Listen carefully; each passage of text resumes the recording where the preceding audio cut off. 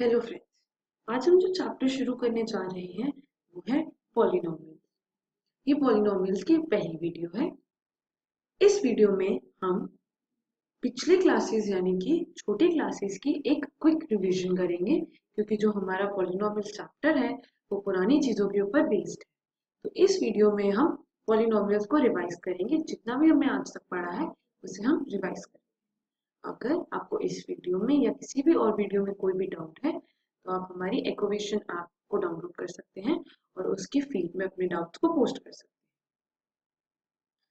सबसे पहले और सबसे इम्पोर्टेंट बात है पॉलिनोमियल फंक्शंस को समझना कि पॉलिनोमियल फंक्शंस क्या है। इसको समझने के लिए हम एक एग्जांपल लेंगे। एक फैमिली में एक लिटिल सिस्टर है, एक बिग ब्रदर है, एक फादर है और एक मदर है।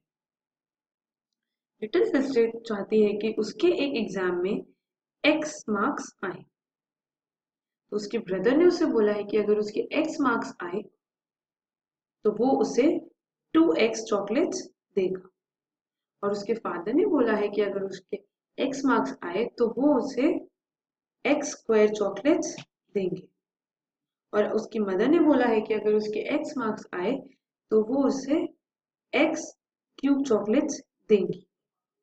जो टोटल नंबर ऑफ चॉकलेट्स बनेंगे अगर उसके x मार्क्स आए तो वो होंगे 2x plus x square plus x cube. अगर अब ये बन गया एक पॉलिनोमियल फंक्शन, और अगर इसे हमें पॉलिनोमियल फंक्शन यानी कि p ऑफ x के टर्म्स में लिखना है तो हम इस तरीके से लिखेंगे p यानी कि पॉलिनोमियल ऑफ x। सबसे पहले हमेशा सबसे बड़ी पावर आती है, यानी कि हमेशा ये डिसेंडिंग ऑर्डर में लिखा जाता है। तो सबसे पहले आएगा x cube plus x square plus 2x। ये बन गई हमारी पॉलिनोमियल इक्वेशन। अब हम ये सोचते हैं कि क्या पता उस डॉट के 1 मार्क आया, तो यानी कि x की वैल्यू हो जाती है 1। तो ये हो गया 1 का क्यूब प्लस 1 का स्क्वायर प्लस 2 इंटू 1। तो ये हो गया 1 प्लस 1 प्लस 2। तो यानी कि टोटल चॉकलेट्स जो डॉटर को मिलेंगी 1 मार्क्स लाने पे वो है 4।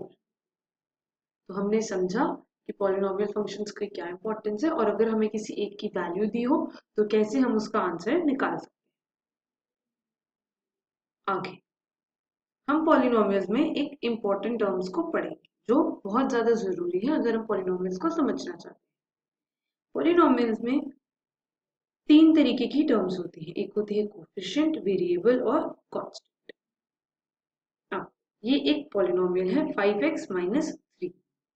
अब जो इसमें 5 है वो है कोफिशिएंट। कोफिशिएंट क्या होता है? किसी भी वेरिएबल के साथ जो नंबर आता है उसे हम कोफिशिएंट कहते हैं। अब वेरिएबल क्या है? इस केस में वेरिएबल है हमारा x। वेरिएबल का मतलब होता है कोई भी ऐसा नंबर या कोई भी ऐसी टर्म जिसकी वैल्यू बदल सकती है, यानी कि वेरी कर सकती है। जैसे इस केस में हम x को +1 भी डाल सकते हैं, -2 भी डाल सकते हैं, कुछ भी डाल सकते हैं। ये कंडीशन पे डिपेंड करता है, लेकिन वेरिएबल की वैल्यू 1 से ज्यादा होती है, इसीलिए उसे हम वेरिएबल कहते हैं। जो 3 है वो है कांस्टेंट, यानी कि वेरिएबल का अपोजिट। कांस्टेंट की वैल्यू कभी नहीं चेंज होती, यानी कि 3 को हम किसी भी इक्वेशन में डालेंगे तो वो 3 ही बनेगा, इसीलिए 3 की वैल्यू चेंज नहीं होती और वो एक कांस्टेंट है। अब हमें क्योंकि कांस्टेंट और वेरिएबल का डिफरेंस समझ में आ गया है तो हम आगे बढ़ सकते हैं। एक चीज पे हम बहुत अच्छे से ध्यान देंगे वो है पॉलिनोमियल वर्ड। अभी जो पॉलिनोमियल वर्ड है ये बना है पॉली। पॉली का मतलब होता है बहुत ज्यादा नंबर्स, और नोमियल का मतलब होता है टर्म्स। तो पॉलिनोमियल का मतलब हो गया बहुत ज्यादा टर्म्स। अब ये पॉलिनोमियल बहुत ज्यादा टर्म कैसे बना हम इस टेबल के थ्रू देखते हैं। सबसे पहले हम बात करते हैं मोनोमियल की। मोनोमियल क्या है? 2x। जैसे इस केस में 2x एक ही नंबर है, और मोनोमियल का मतलब होता है एनी इक्वेशन जिसमें एक ही टर्म हो। तो मोनोमियल से हम क्या याद रखेंगे? वो एक ऐसी इक्वेशन है जिसमें एक ही टर्म है। फिर आता है बायनोमियल। बाय का मतलब होता है 2। तो इस केस में 2x प्लस 3y, तो 2x और 3y दो टर्म्स हुई, इसलिए ये एक बाइनोमियल है। ट्राइनोमियल का मतलब हम जानते हैं, ट्राई का मतलब होता है 3, यानी ये ट्राइनोमियल एक ऐसी इक्वेशन है जिसमें 3 टर्म्स होती है। फिर हम बात करते हैं पॉलिनोमियल, जो हमारा चैप्टर है।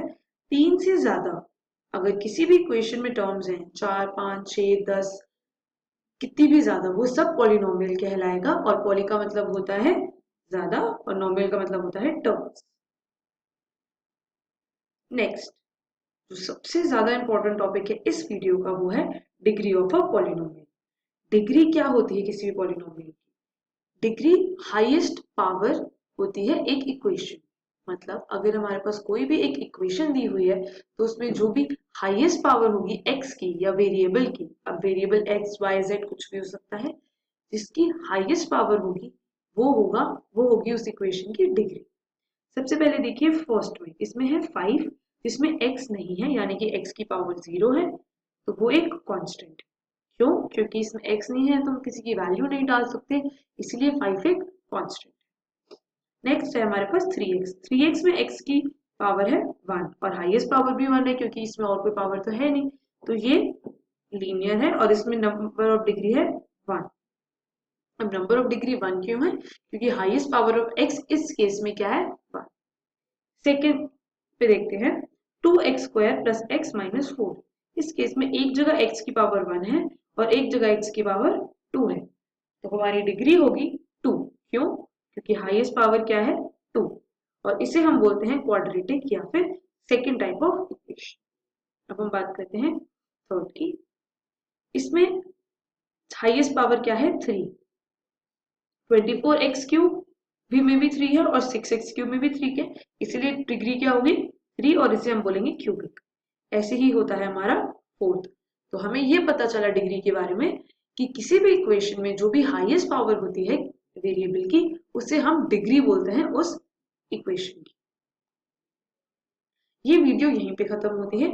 इसकी आगे की वीडियोस देखने के लिए और इस चैप्टर को कंप्लीट करने के लिए आप एक्वेशन ऐप को डाउनलोड कर सकते हैं और उसमें सारी वीडियोस देख के अपना चैप्टर कंप्लीट कर सकते हैं।